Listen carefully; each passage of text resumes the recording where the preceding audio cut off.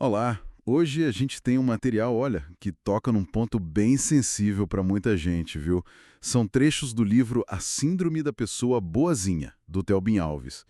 É sobre aquela necessidade, sabe, quase compulsiva de agradar, que vai bem além da gentileza normal e, no fim, acaba custando caro para a própria pessoa. Exato.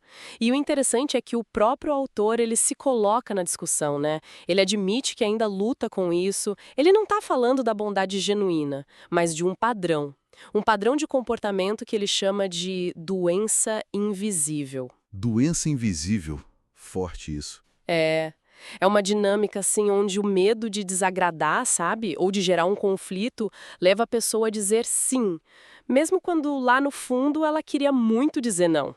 Vira quase uma prisão, né? Que a pessoa mesmo cria. E essa prisão ela tem consequências bem concretas, né?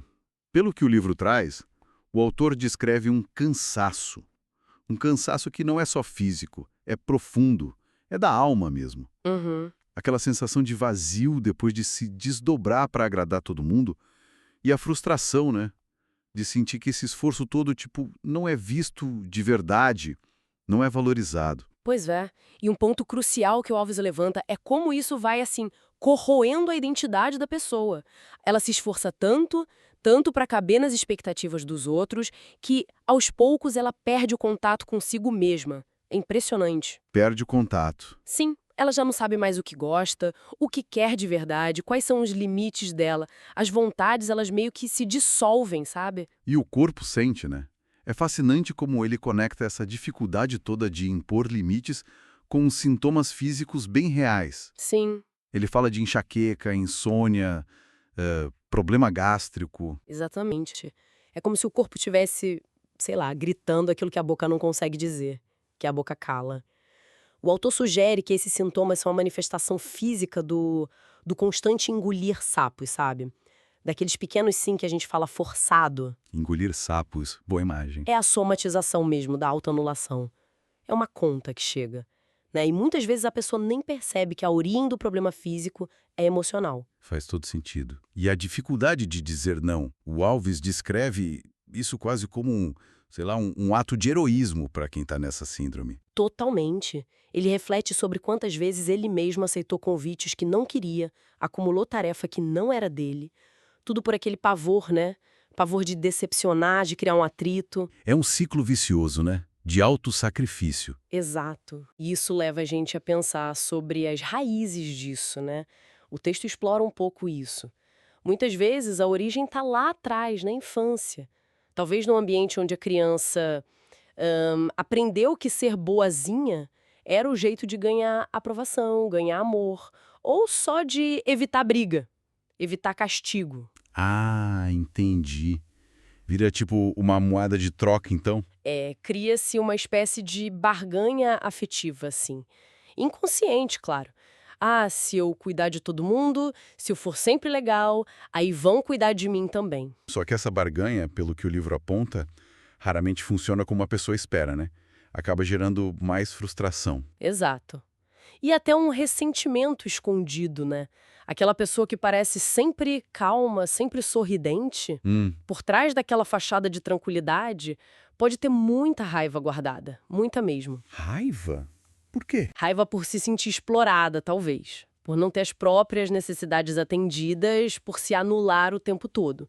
E essa raiva reprimida, como o Alves sugere, ela pode vazar, sabe? De formas inesperadas. Tipo como? Ah, sei lá, irritabilidade por coisa pequena, umas explosões que parecem desproporcionais, ou até umas atitudes meio de autossabotagem. Entendi. E aí entra uma distinção que o autor faz que eu achei bem importante.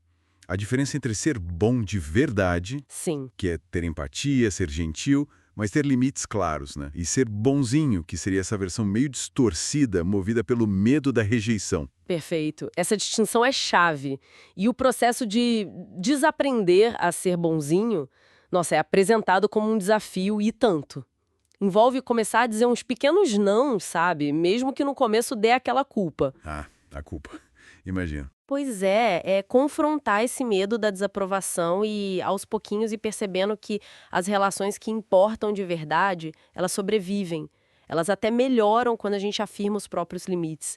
É um resgate da autenticidade, né? Então, essa análise toda do material do Theo Alves, ela mostra, tipo, um caminho de volta para si mesmo, né? Exatamente. Uma reconstrução da identidade que não fica dependendo o tempo todo da validação de fora. É aprender a arte de ser gentil sem ser, sei lá, capacho.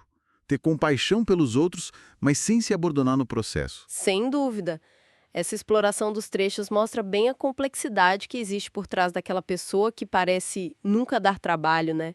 O autor argumenta de um jeito bem convincente que essa síndrome, apesar de ser conveniente para os outros, às vezes até aplaudida socialmente, Sim, sim. ela tem um custo pessoal altíssimo. A perda da própria essência, da saúde mental, do bem-estar como um todo. É, de fato, uma doença invisível, como ele mesmo define. Fica então para a gente pensar, né? Com base no que a gente discutiu aqui, até que ponto essa busca sem fim por harmonia externa, por fugir de qualquer conflito, pode realmente compensar o custo de silenciar quem a gente é por dentro? Ótima reflexão. O material do Alves sugere que talvez a generosidade mais radical e mais necessária seja aquela que começa com o respeito aos nossos próprios limites e necessidades. É um bom ponto para se pensar, né?